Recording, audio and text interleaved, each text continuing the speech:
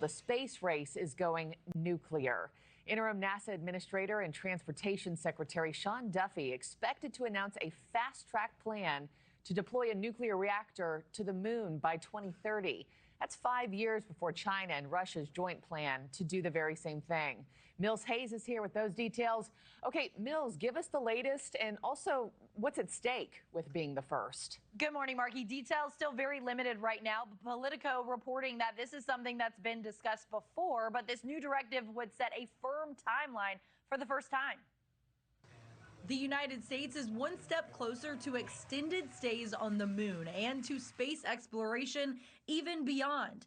Politico is reporting that Secretary Sean Duffy is going to announce plans to build a nuclear reactor on the moon. NASA had been working towards having a 40-kilowatt reactor on the moon, but Duffy's plan is reportedly to get proposals for a 100-kilowatt reactor to launch by 2030. Well, having nuclear power in space is really important for any human exploration beyond low Earth orbit because the moon has 2 weeks of day, but then it has 2 weeks of night.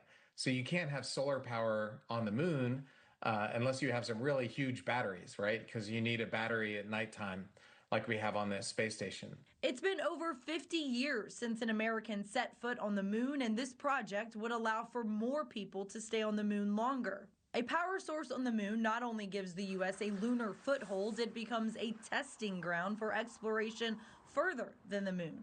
Duffy's timeline is years ahead of a reported Chinese and Russian mission to also build a nuclear plant on the moon. China would love nothing more than to beat us. If they can beat us to the moon, that sends a very powerful visceral signal to all of humanity that China's ahead of America. So they want to beat us to the moon. And if they win this next space race, then a lot of people are going to think, well, maybe that authoritarian system isn't so bad. So it's important that America not fall behind this race because the things we do on the moon are going to dramatically impact the things that happen here on Earth to the 8 billion of us that are down here on the planet.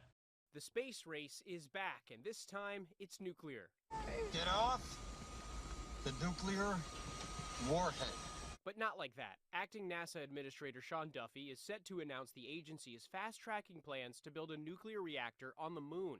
Documents obtained by Politico reveal NASA will solicit proposals for a 100-kilowatt nuclear reactor that would launch to the lunar surface by 2030. And we're going back to the moon in order to learn to live, to work, to survive. NASA has made returning to the moon and establishing a lasting human presence there a top priority.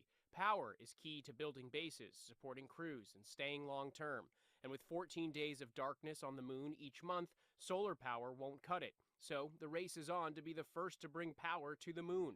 The directive warning, if other countries manage to build a reactor first, they could declare a keep-out zone, which would significantly inhibit the United States. China and Russia currently have a joint plan to bring a reactor to the moon by 2035.